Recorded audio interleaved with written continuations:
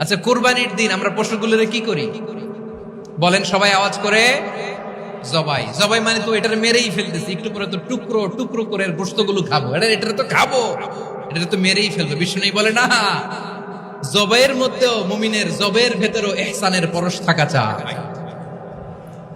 যখন জবাই করবে প্রাণীটাকে হাত পা টাইট করে বেঁধে নাও, ছুরিটাকে শার্পেন করে নাও, ধারালো করে নাও, যাতে অল্প সময়ে জবাইটা হয়ে যায়, প্রাণীটা যাতে কম কষ্ট পায়। সুবহানাল্লাহ পড়ে। দিস ইজ কল্ড ইহসান। আল্লাহ তাআলা যেমনি আদলের আদেশ করেছেন, ন্যায় বিচার জাস্টিস এনশিওর করতে বলেছেন, সমাজে ইহসানের